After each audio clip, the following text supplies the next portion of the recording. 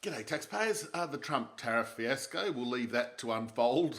Heaven forbid, what a pathetically stupid decision that is in economic policy. Don't think I've ever seen anything worse. However, the economic data in Australia comes out and I'm afraid to say the numbers were not good. Job vacancies, a really important forward indicator for labour demand, fell 4.5% in the 3 months to February.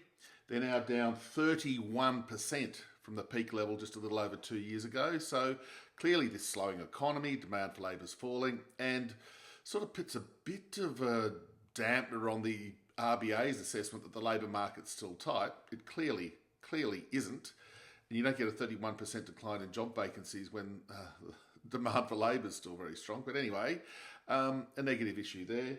The other one was the trade surplus. The goods surplus was only $3 billion, the lowest in about 4.5 years.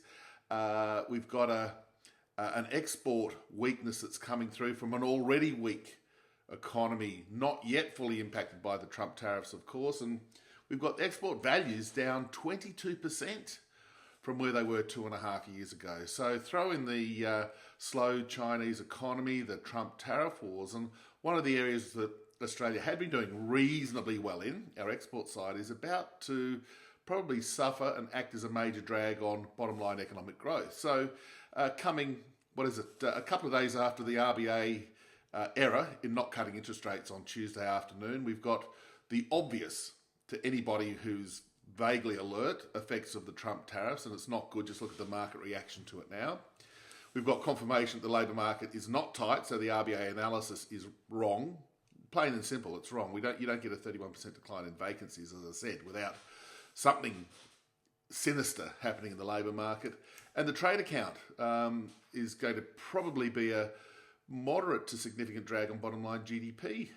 So just when things are looking good, just when we needed the RBA to cut rates to reinforce that upside momentum that we were seeing in the economy, evident in things like building approvals and the like, we've got a run of poor data. We've got global events hitting us like a sledgehammer, and the RBA doesn't meet for another 7 weeks. Oh dear, oh dear. 50 basis points in May?